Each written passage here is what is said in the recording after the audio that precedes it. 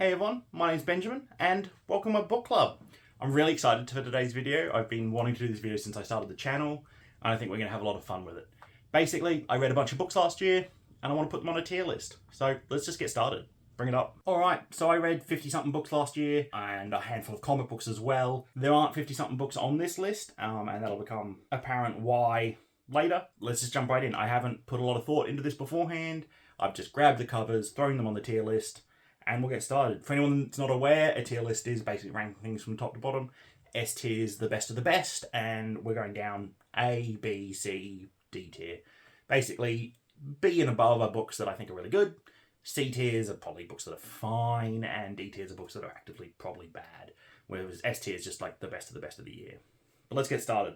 What do we have first? First up is The Moon is a Harsh Mistress by Robert Heinlein. I have a video where I semi-review this book, as well as another Heinlein that's going to be later on in the list. Moon is a Harsh Mistress is a story about a revolution on the moon. The moon has been colonized, kind of treated as a prison colony, and it's the story about the people that live there revolting against the Earth, basically. And I really enjoyed it. I feel pretty comfortable putting this one in A tier. I think it was a great book. I really enjoyed it, and I look back on it quite fondly. Up next is the other Heinlein, Starship Troopers. This is a book I really wanted to love. I love the movie, and I was really hoping for more of the movie. What I didn't realise is that the movie is very clearly a satire of this book, and this book, ignoring any of the political complaints people might have against it, that I don't think are founded. I think Heinlein writes, each book of his seems to be from a different political viewpoint, and whichever one of those might be the viewpoints he holds, I think it's important to separate the author from the work. I just found the book rather dull and boring. It's basically about 300 pages of a soldier going through a pretty boring boot camp, and then a pretty rushed ending that doesn't really tie the things up that I wanted to. Stick with the movie, in my opinion. I'm going to give this one D tier. I really didn't enjoy it. Up next is Philip K. Dick's Ubik. One of the weirdest books I read last year, dealing very heavily with what is reality and what is consciousness, leaving you questioning the entire time of who the characters are, who's in their right minds, are people imagining this, is this actually happening? It was a real ride, and it was the first Philip K. Dick book I read, and still the only Philip K. Dick book I've read. It is one of the best books I've read. I'm putting it in S tier. I'm really disappointed that it was the first Philip K. Dick book I read, because I went looking for more Philip K. Dick book recommendations after this, and everyone was saying that this is his best one. Kind of sucks when you start with the best and everything's downhill from there, doesn't it? Alright, up next we have 3 books by Isaac Asimov that I'm going to kind of just group together. The Robots series. This is I, Robot, The Other Robots, and The Complete Robots. These are all collections of short stories. What I didn't know when I picked them up was that The Complete Robot actually contains all the stories from those other 2 with just some additional ones. It felt like maybe a third again. All in all, I really enjoyed all of them. They're very dated, being as old as they are, but it's also fascinating seeing how the world has kind of reflected in these stories. All the robot books go in B. They were very good. I enjoyed them, but I'm not going to be looking at rereading them anytime soon. Up next, the only non-fiction book I read last... Actually, there's a couple other books here that are technically non-fiction, but they're non-fiction about fiction. We'll get to those. But the only real non-fiction book I read last year was Blind Man's Bluff. It's the untold story of America's submarine espionage during the Cold War. It's stories of wiretapping submarines, how the submarine corps got its funding, the sort of missions they were sent on, a lot to do with like radar and sonar, and it was fascinating. It's made me want to pick up a few more books. It made me really interested in submarines, and if you're at all interested in that sort of thing, I think it's a really excellent read. And the audiobook is fantastic. It's actually how I enjoyed it. I think it's an easy A from me. And you might disagree with me, but I think it was fantastic. Up next is Stanislav Lem's Solaris. Oh, I'm going to get into trouble with this one. I didn't enjoy Solaris very much, and I think the problem is that it is not the book at all that I was expecting. And I don't know why. It gets massive praise online and on BookTube and on Goodreads. And I think I can see, by the end of the book, I could see why that praise was warranted. But the book is a lot slower than I thought it was going to be. It's a lot more cerebral than I thought it was going to be. I think it needs a reread, because I was going into it expecting this sort of exciting first contact sort of story, and it's not that. I don't know how to describe Solaris, because I don't think I got Solaris. It's definitely a book that I've got on my pile again to read, maybe in a year or so, and I'll report back. But for now, Solaris gets a C from me. It was fine, but it wasn't up to the level that I was expecting. Another classic sci-fi next, with Arthur C. Clarke's Rendezvous with Rama. Anyone that's seen my top 10 sci-fi video is not going to be surprised by this. Rendezvous with Rama was then, and probably still is now, my favourite science fiction book. I love the implications of the book. I love the tone that it takes. The characters are fine. They're just, viewpoints for the story. The real character in my eyes is Rama itself. This story of an alien object being found coming into our solar system with no warning, no communications, it's not responding to us, and the exploration of that and then the outcomes is just fantastic, and I loved it. Rendezvous with Rama gets an easy S tier, and these aren't, I don't think, rated left to right, but just in case, Rendezvous with Rama is the absolute best book I read last year. Alright, up next, I read 18, 20, 22. I read a lot of Animorph books last year. I got into them after a suggestion I read online that they're not as young and silly as, you think. And it's true. They're really kind of the story of this guerrilla war against alien invaders, of these teenagers that are forced to lie to their friends and family, to distrust everyone around them, all in the name of trying to save themselves and humanity as a whole. And some of the books are easy D tier trash. A few of them are like A's, possibly even S tiers. But rating each Animorphs book that I've read seemed like it would take up 3/4 of this video. If you want to hear me talk about Animorphs some more, let me know, and I'll make a video of that. But for now, I think I'm just going to put, as a whole, that group of Animorph books, kind of like the first third, the first half of the Animorph series that I've read so far, I'm just going to plonk them in B. Up next is Joe Hill's Horns. Joe Hill has fast become one of my favourite authors. I loved Heart-Shaped Box. I've loved his short story collections, 20th Century Ghosts, and I adore his graphic novels like Lock and Key. And Horns, I read the book and then I watched the movie. I found the movie quite interesting, but the book was fantastic. This story about a boy that's becoming a demon, possibly.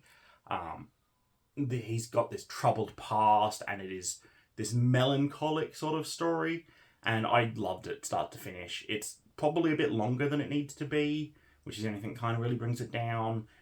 But yeah, I think a solid B tier for Horns. I really enjoyed it. Greg Bear's Hull 03. I have an interesting relationship now with Greg Bear. We've done the Forge of God review and read along on the channel. And Hull 03 I was so excited for. And looking back, I did enjoy it quite a bit, but there's something about Greg Bear where I struggle to see the picture that he's painting with his words, if that makes any sense. In this one, I had to spend quite a lot of time, actually, with pen and paper, kind of drawing what he was describing to me. At one point, he describes a spaceship, and I had to read it 6 or 7 times and, do a little drawing along with his words to try and get an image in my head of what I think he was trying to tell me. And I haven't really had that issue before. Overall, the story I thought was not at all what I was expecting, but I thought it was quite good. I think I enjoyed it more than I enjoyed Forge of God. So I think I'm going to put Hull 03 in B tier. Alright, High Rise by J.G. Ballard. This story of class struggle and class warfare, all encapsulated inside this high-rise sort of luxury apartment building. This is tense. It's super enjoyable. There are moments of high stress and anxiety. It doesn't quite reach the heights that I was hoping for from it, but it was a really fantastic read, and I'm going to drop it right in A tier, and I really do think you should check it out if you're looking for quite a short book that hits on some of the issues that are really becoming prevalent in our society. I think this is a great read. Up next is Axiomatic by Greg Egan. Greg Egan is an Australian mathematician, former computer programmer, and sci-fi writer, and he writes hard sci-fi. Hard sci-fi. There is a lot of mathematic concepts and very detailed science concepts in these books, and they just break my brain. And Axiomatic is a set of short stories, all of which I thought were fantastic. You've got short stories like an assassin that deals with multiple dimensions and is focused on the idea that all his other selves are in these dimensions, also performing these tasks. And suffice to say, you have to read Greg Egan. I've also read Diaspora by Greg Egan, and I think both are fantastic. Axiomatic is one of my favourite short story collections of all time, and it gets an S tier. I love sci-fi short stories, and I think Greg Egan writes some of my favourites. Up next is Nine Fox Gambit by Yoon-Ha Lee. This almost magical science fiction story. We've got a society that is based on this calendar, and by having so many people follow these calendars and these rituals and believing in certain things shapes sort of space-time and technology and magic. And this is the story of someone being basically resurrected from the dead to come lead an army and a fleet of spaceships in this almost impossible task. And it gripped me so hard. I loved this book. And Nine Fox Gambit gets an easy A for me. I loved the characters in it. I loved the action scenes. I loved the talk about this calendrical system. I loved the concepts at play, and I thought it was really fantastic. I actually read this one as an audiobook, and I would really suggest reading it like that. Okay, jumping ahead slightly into Raven Stratagem, the second book of this series, also by Yoon-Ha Lee. This one, the quality dropped for me a lot. The characters I liked in the first one are very different in this book. The stakes are very different. The storyline is acted differently, and I felt that it lost a lot of that magic that I was enjoying from the first one. The first one got an A from me, but Raven Stratagem as a follow-up gets a C. But it was enough for me to want to continue to the next one. However, the third book, Revenant Gun, it's not on this list because I actually DNF'd it. I got about, I think, 3/4 of the way through Revenant Gun, and the characters that I loved in Nine Fox Gambit are either no longer with us, no longer there, or are just so different from their characterization in Nine Fox Gambit that they might as well be different characters. And all the really fun action scenes I enjoyed seem to have been replaced with sex scenes, and these romance scenes that I couldn't care about at all. I wasn't made to care about these scenes. A lot of people love this series, and I love the first book, and I still think the first book is worth reading. But I think the ending of the first book is a fine place to stop. The second one I thought was just fine, and the third one I just didn't even finish. Up next is Fantastic Land by Mike Bokoven. This story of a group of young people stuck in a theme park after a flood kind of strands them there, and how quickly it deteriorates into tribalism and violence. And it's told kind of similar to World War Z, in that it's a set of short stories, basically, of different people's experiences. It's told as though they're being interviewed, and then those interviews are being transcribed into the story format that we read. And overall, I thought it was fine. I still didn't, even at the end of the book, I didn't believe why or how things got to the state that they did so quickly. The book never gave me a really good justification for that.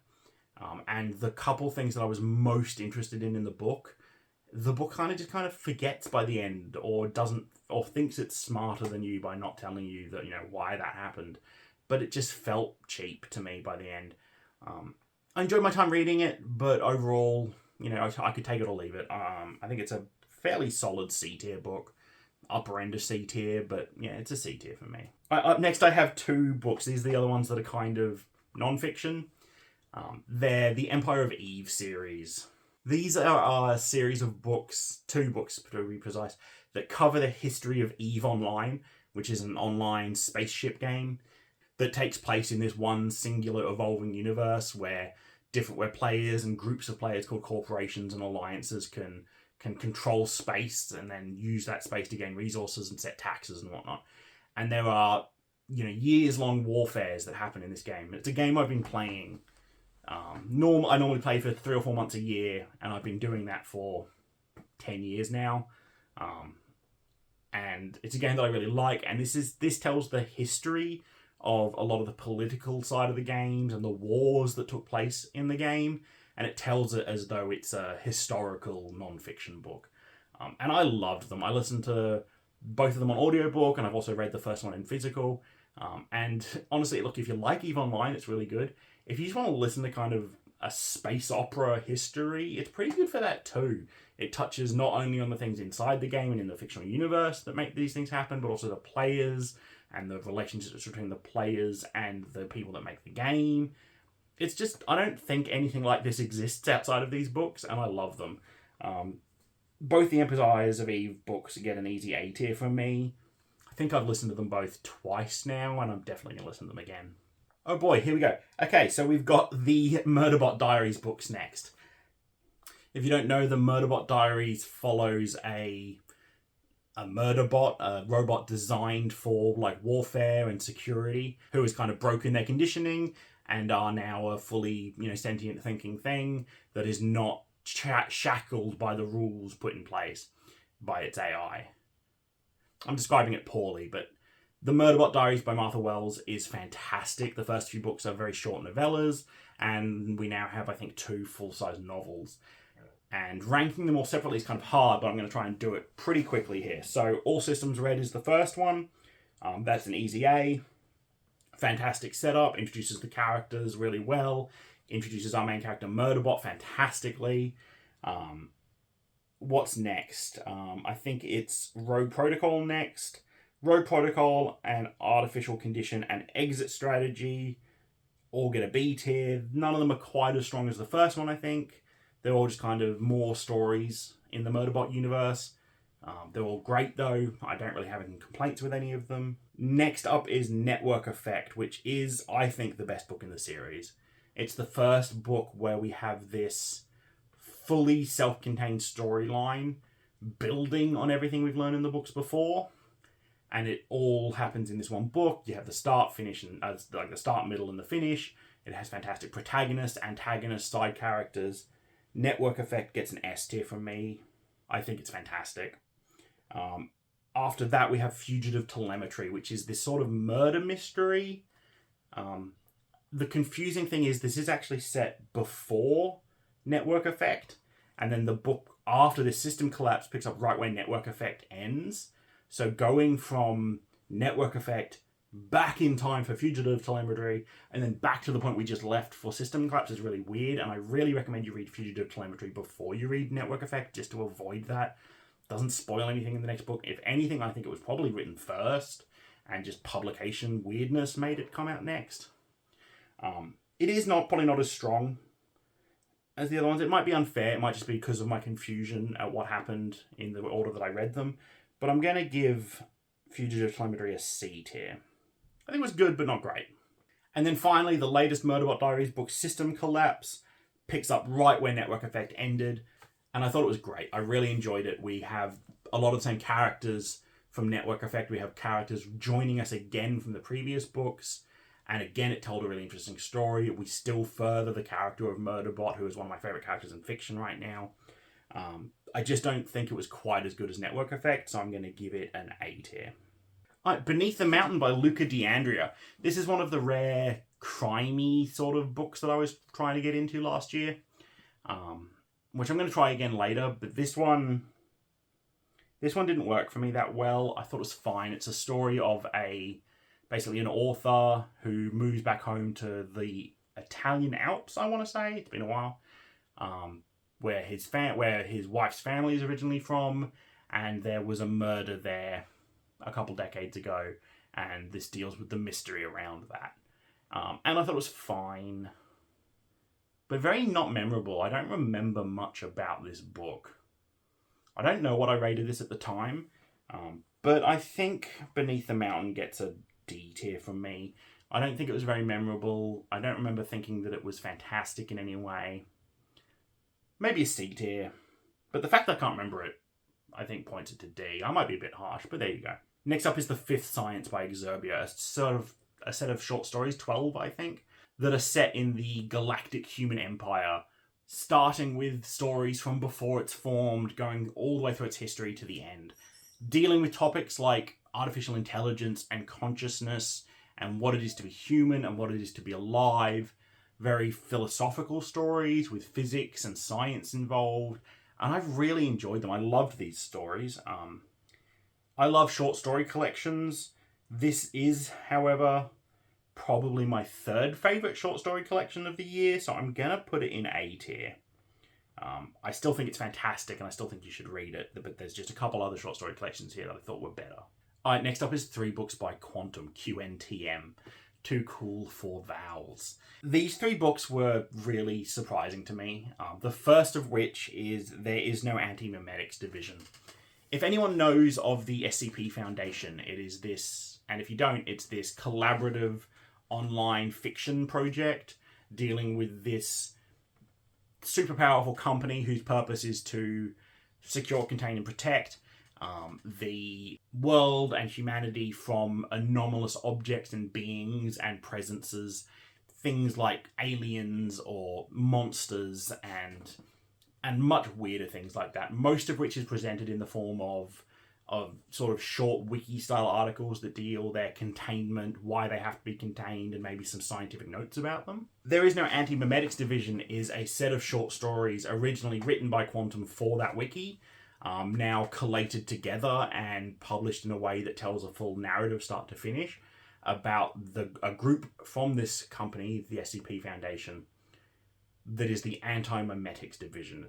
They deal with objects and beings that erase themselves from memory or erase information about them. And it is one of the most unique books I've ever read. It's very hard to describe the concept of this. For example, the very first story deals with the head of this division being called up by their big boss and being told, who are you, what do you do? Because the entire information about the Anti-Memetics Division has been wiped by one of these memetic monsters. I really suggest you read it. It's very short, very quick, and it is just one of the more mind-blowing and really enjoyable books I read of the year, and it's an easy S tier. I thought it was fantastic, and I think you should check it out. And it's not the only S tier from Quantum, because Valuable Humans in Transit is my favourite, or tied for favourite short story collection of the year. It is by Quantum. They're almost micro stories. They deal with science and physics and sociology and philosophy. Some of the standout stories in my mind, are like a documentation of one of the first simulated humans and how simulated humans become used for workflows by capitalism, or stories about the last human colonies and what form they've taken as the universe expands, or stories about the inner workings of a self-driving car that is really great. Again, it's a very short book. I think it's definitely worth checking out. If you at all like these sort of things, I think a few of his stories are even on his website. But yeah, absolutely recommend both There Is No Anti-Memetics Division and Valuable Humans in Transit by Quantum, both S tier reads. And up next is Ed by Quantum. This is a set of short stories that I almost DNF'd right away. After coming off of after coming off of Valuable Humans in Transit, the tongue-in-cheek, very jovial nature of Ed really pushed against me to begin with. But I'm really glad I finished it, because once you get past that opening and the stories kind of start connecting together, they're really enjoyable. They tell the story of this, scientific genius, Ed, and they're very tongue-in-cheek. They're very light-hearted in places compared to the previous ones. But by the end, there are story reasons why these actions take place and why Ed seems very Mary Sue sort of character, but it all makes sense by the end of it. It all ties together. It's not quite as good as the other ones, and because of that slow start and just the general quality of it not being quite as good, I think Ed gets a B tier from me. Alright, up next is Eric LaRocca's Things Have Gotten Worse Since We Last Spoke. I was so excited to read this book. It's a set of, I think, 3 novellas, the titular one being the middle one. And it's this story of this relationship a woman has mostly via emails and texts and instant messaging with another woman, and this sort of parasocial relationship that goes on there. And it's part body horror, part like psychological horror. And I thought it was really disappointing. I thought this was going to be fantastic. I thought it was too quick. I don't think it dealt with the subject matter very, very well. I think it was heavy-handed where there should have been a light touch, and it used a light touch where there should have been a heavy hand. The horror didn't land for me. The story didn't land for me. It probably needed to be novel length, not sort of novella length. And the ending didn't work for me. All in all, this was a really disappointing read for me, and I'm giving it a D tier.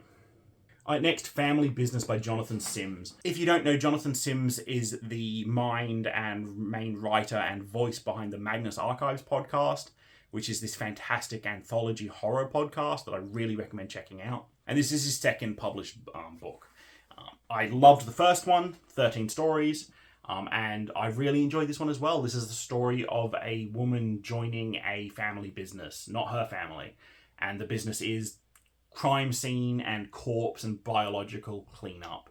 And there is something sinister behind it all. There is a sinister client that they serve every now and then. And it is the story of this woman and her friend figuring this out and dealing with this family's dark past and dark secrets. And I thought it was really great. I think it's an easy A tier for me. I really enjoyed it. The audiobook was fantastic. The print book is fantastic. Whichever way you decide to check it out, I think it's worth a read. Alright, next up is J.K. Rowling's The Running Grave. This is the latest Cormoran Strike book. Me and my wife listened to these together as audiobooks on road trips. It's one of her favourite book series of all time, and I've grown to really quite enjoy them. This one, like all the others, though, follows the same sort of trajectory, which is sets up a fantastic case. In this book, it's to deal with this religious cult and builds this really great mystery around it, puts these characters that I really like in this position, and then right at the finish line drops the ball. So far, I've yet to have a Cormoran Strike book where the ending really satisfied me. You know that feeling when like a mystery gets solved in a book and you go, oh, yes, of course. This one hasn't done that at all for me. Overall, I think this one gets a C tier. It's fine. One of my favourite books, ignoring the ending of the series, but the ending just disappoints me so much and it makes me leave the book with kind of a downer feeling. Alright, we're up to the final 2 now. First up is 2 Minutes with the Devil by Matt Michelli. Michelli? Pronunciation. This is the story about this kind of game that kids are playing, that kids are going missing playing it. It's very much feels like the set in the 80s. It's got all of that feeling. It's got, kids with bikes and tree houses, and I was so sad by this book. It just didn't have the substance that I thought it did. It doesn't describe the things the way I want it to. The characterization wasn't very good for me. And I don't remember a lot of it after reading it. Even very, very quickly after reading it, most of it faded from my memory. So this is another D tier for me. And then finally, we have Duncan Ralston's Puzzle House. I love death game stories. I love the Saw movies. I love death game mangas. There's something about, death games and whatnot that I just adore. I even like the escape room movies, even though they're terrible. Don't watch them, they're bad. So I was really excited by Puzzle House, which is basically just, this famous puzzle creator has... It's so cliche when I think about it. This famous puzzle creator has died and he's left... He needs to do a will reading, I think, and all the people for the reading have been transported to this house. One of them is a prisoner, one of them is his ex-wife, and then there's a bunch of other people. And inside the house are basically escape rooms where someone may or may not die, or you'll die if you don't complete them, and whoever survives to the end gets his fortune. And there are twists along the way, but mostly the characters are really flat. They don't even act reasonably for the characters that they are portrayed as most of the time. The traps are super dumb. I found them really boring. I didn't find this book very inventive or enjoyable at all, so this gets another D tier. So there you go. It looks like it was a pretty good year with kind of a pretty even spread between, you know, S tier to D tier, with a lot in the A and the B. So on the up on the higher spectrum. So there you have it. Let me know what you think. There's the final list. Let me know if you've read any of these books. If you felt the same way, what was the best book you read last year? I'd love to know if you read anything by these authors that you think I should check out. But whatever the case, let me know in the comments below.